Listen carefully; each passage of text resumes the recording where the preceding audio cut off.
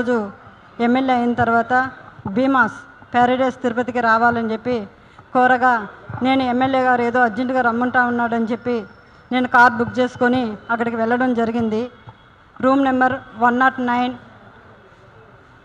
July 6వ తారీఖు రోజు నేను అక్కడికి వెళ్ళడం జరిగింది. అక్కడ ఎవరూ లేదు, ప్రశాంతంగా ఉండింది. ఎమ్మెల్యే గారు మాత్రమే రూమ్లో ఉన్నారు. నేను వెంటనే రూమ్లోకి వెళ్ళడం నా పైన బలాత్కారానికి పాల్పడిన తర్వాత నేను అతనికి లొంగిపోవడం జరిగింది. జరిగిన తర్వాత ఈ విషయం ఎక్కడైనా బయట చెప్పావంటే నేను చంపేస్తాను, నీ కుటుంబాన్ని చంపేస్తాను అని చెప్పి బెదిరించడం జరిగింది. అందువల్ల నేను ఎవరికి చెప్పుకోకుండా నేను సైలెంట్గా ఉండిపోయాను. మళ్ళీ ఇంకొకసారి ఫోన్ చేసి నువ్వు కానీ రాలేదంటే నేను మళ్ళీ నీ కుటుంబాన్ని, నీ భర్తని చంపేస్తానని చెప్పి నన్ను బెదిరించడం జరిగింది. బెదిరించడం ద్వారా నేను మళ్ళీ అక్కడికి భీమాస్ ప్యారడైస్కి వెళ్ళడం జరిగింది. వెళ్ళిన తర్వాత నేను పూర్తిగా ఆయన్ని అవాయిడ్ చేస్తూ వచ్చాను. నేను అవాయిడ్ చేశానని తెలుసుకున్న అతను నాకు పదే సైకోలాగా నిమిషానికి ఒకసారి ఫోన్ చేయడం జరిగింది.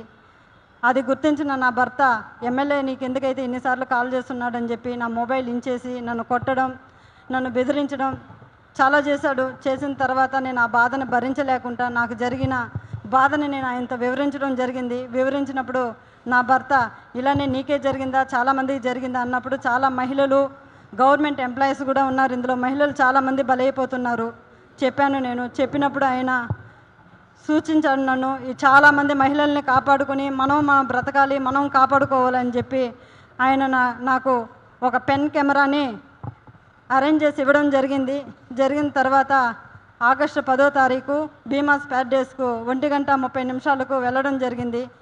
అక్కడ జరిగిన కామ క్రీడలను నేను రికార్డ్ చేసుకొని తీసుకొచ్చి నా భర్తకి ఇవ్వడం జరిగింది. అటు తర్వాత నేను మంగళగిరి పార్టీ ఆఫీస్ గారికి, పెద్దబాబు గారికి, చిన్నబాబు గారికి ఇద్దరికి నేను తెలియజేయడం జరిగింది. వాళ్ళ ద్వారా మాకు పిలుపు వస్తుందని ఇన్ని రోజులు వెయిట్ చేశాము. తర్వాత ఈ విషయం ఆయన తెలుసుకొని నన్ను బ్లాక్మెయిల్కి గురి చేయడము, మా ఇంటి చుట్టూ 4-5 మందిని పంపించి నన్ను వెతకడం చేస్తున్నాడు. నాకు ప్రాణహాని ఉంది, ప్రాణ భయంతో నేను ఇక్కడికి రావడం జరిగింది. అంతేకాకుండా ఇలాంటి చీడ పురుగులు తెలుగుదేశం పార్టీలో ఉన్న రోజులు తెలుగుదేశం పార్టీకి మంచి పేరు రాదని చెప్పి బాబు గారికి తెలియజేస్తున్నాను. అయ్యా బాబుగారు, నేనేదో తెలుగుదేశం పార్టీని కించపరచాలని చెప్పి నేను ఇక్కడికి రాలేదు. అతని వల్ల నాకు ప్రాణహాని ఉంది, నన్ను నేను కాపాడుకోవాలని చెప్పి నేను ఇక్కడికి రావడం జరిగింది. ఇతన్ని కానీ మీరు వెంటనే సస్పెండ్ కానీ చేయలేదంటే నాలాంటి అమ్మాయిలు చాలామంది మహిళలు శీలాన్ని కోల్పోయి బయట రాలేకుండా కుంగిపోతూ ఉన్నారు. మీరు అది గుర్తించి అతన్ని వెంటనే సస్పెండ్ చేయాలని నేను మీకు కోరుకుంటున్నాను. అంతేగాక మీరు కానీ సస్పెండ్ చేయలేదు, నేను, నా భర్త, నా పిల్లలు ఆత్మహత్య చేసుకొని చనిపోతాము మంగళగిరి పార్టీ ఆఫీస్ ఎదురుగా అని చెప్పి నేను మిమ్మల్ని కోరుకుంటున్నాను. శరణ మహాప్రభు చంద్రబాబు నాయుడు గారు, మాకు మీరే దిక్కు శరణు బాబు అని కోరుకుంటున్నాను.